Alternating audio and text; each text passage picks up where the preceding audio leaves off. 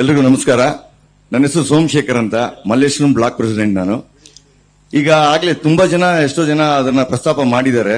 ಈ ಡ್ರಗ್ಸ್ ತಗೊಳ್ಳೋದು, ಗಾಂಜಾ ಹೊಡಿಯೋದು, ಇದೆಲ್ಲ ಈ ಡ್ರೈನೇಜ್ ಇದೆಯಲ್ಲ, ದೊಡ್ಡ ಮೋರಿ ಅಂತೀವಲ್ಲ, ಆ ಜಾಗದಲ್ಲಿ, ನಿರ್ಜನ ಪ್ರದೇಶದಲ್ಲಿ, ಆಮೇಲೆ ಈ ರೈಲ್ವೆ ಟ್ರ್ಯಾಕ್ಗಳಲ್ಲಿ ಹೋಗಿ ಅವರು ಗಾಂಜಾ ಸೇದೋದಾಗ್ಲಿ ಏನೋ ಅವ್ರು ಮಾಡ್ಕೊಂಡು ಬಂದು ಇಲ್ಲಿ ಅಲ್ಲೂ ಆಗುತ್ತೆ, 5 ಸ್ಟಾರ್ ಹೋಟೆಲ್ಗಳಲ್ಲೂ ಆಗುತ್ತೆ, ರೇವ್ ಪಾರ್ಟಿಗಳಲ್ಲೂ ಅಲ್ಲ, ಇಲ್ಲಿ ಆಗುತ್ತೆ.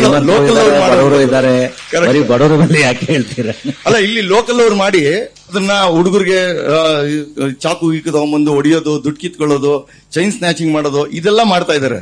ಇದೆಲ್ಲ ತುಂಬಾ ಕಡೆ ನಮ್ಮ ಅದ್ರ ಬಗ್ಗೆ ಗಸ್ತು ವ್ಯವಸ್ಥೆ ಜಾಸ್ತಿ ಮಾಡಿ ಯಾವ ಪ್ರದೇಶಗಳಂತ ನೀವು ಹೇಳಿ ಮಾಡ್ಬೇಕಲ್ಲ. ಆಮೇಲೆ ಮೇಡಮ್ ಅವ್ರಿಗೊಂದು ಈ ಮಲ್ಲೇಶ್ವರಂ ಅಲ್ಲಿ CTR ಹೋಟ್ಲ್ ಇದೆಯಲ್ಲ, ಅಲ್ಲಿ ಒಂದು ಹಂಪಾಕಕ್ಕೆ ತುಂಬಾ ದಿವಸದಿಂದ ಹೇಳ್ತಾ ಇದೀವಿ, ಯಾರು ಅದ್ರ ಬಗ್ಗೆ ತಲೆನೇ ಕೆಡಿಸ್ಕೊಳ್ಳಿಲ್ಲ. ಇಲ್ಲ ನೀವು ಹಾಕ್ತೀರಾ ಅಂದ್ರೆ ಹಾಕಿ, ಇಲ್ಲ ಅಂದ್ರೆ ನಾವು ಸಮಾಜ ಸೇವಕರಾಗಿದ್ದೀವಿ, ಇಲ್ಲ ಒಂದು ನಾವೇ ಹಾಕಿ ಅಂದ್ರೆ ನಾವೇ ಹಾಕ್ತಿವಿ. ಒಂದ್ ನಿಮಿಷ, ಅಲ್ಲಿ ಅವಶ್ಯಕತೆ ಇದೆಯೇ ಅನ್ನೋದನ್ನ ನಾವು ಸೈಂಟಿಫಿಕ್ ಆಗಿ ಮನವರಿಕೆ ಮಾಡ್ಕೊಳ್ಬೇಕಾಗ್ತದೆ.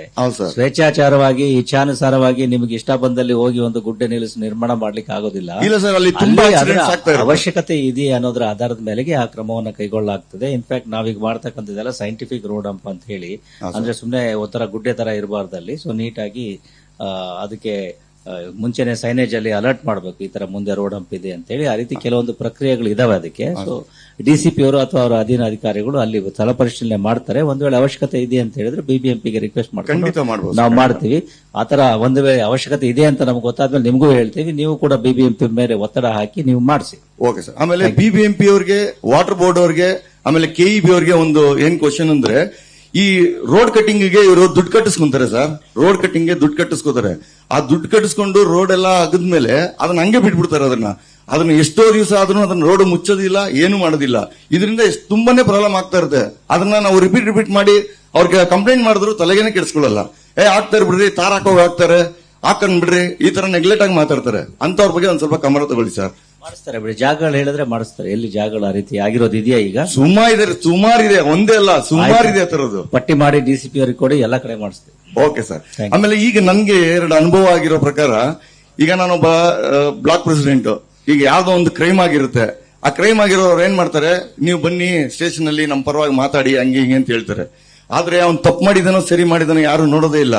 ಒಬ್ಬ ಅಮಾಯಕನಿಗೆ ತೊಂದರೆ ಆಗಿ ಅವನ ಪರವಾಗಿ ನಮ್ಮ ರಾಜಕಾರಣಿಗಳು ಹೋಗಿ ಮಾತಾಡ್ತಾ ಇದಾರೆ. ದಯವಿಟ್ಟು ಆ ತರದ್ದು ಯಾರೇ ಬಂದ್ರು ಅವ್ರಿಗೆ ಸ್ಪಂದಿಸಬೇಡಿ. DCP ಅವರು ಉತ್ತರ ಕೊಟ್ಟಿದ್ದಾರೆ. ಪೊಲೀಸ್ ಠಾಣೆಗಳೇನಿದಾವೆ, ಸಮಾಜದ ಕಟ್ಟ ಕಡೆಯ ವ್ಯಕ್ತಿಗೆ ಪೊಲೀಸ್ ಠಾಣೆಯ ಬಾಗಿಲುಗಳು ತೆರೆದಿದ್ದಾವೆ. ನಾವು ನ್ಯಾಯ ದೇಗುಲುಗಳು ಅಂತ ಅವುಗಳನ್ನ ಹೇಳ್ತೇವೆ.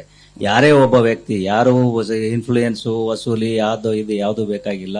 ಏನಾದ್ರೂ ನೊಂದು ಪೊಲೀಸ್ ಠಾಣೆಗೆ ಬಂದ್ರೆ ಅವರಿಗೆ ಖಂಡಿತವಾಗಿಯೂ ನ್ಯಾಯವನ್ನ ಒದಗಿಸತಕ್ಕಂತ ಪ್ರಯತ್ನಗಳನ್ನು ನಾವು ಮಾಡ್ತಾ ಇದ್ದೇವೆ. ಅದರಲ್ಲಿ ನಿಮ್ಮ ಸಹಕಾರವೂ ಕೂಡ ಇರಲಿ. ಖಂಡಿತ sir. Thank you sir. Thank you. News first, ನಿರ್ಭೀತಿಯಿಂದ ನಿಮ್ಮ ಪರವಾಗಿ.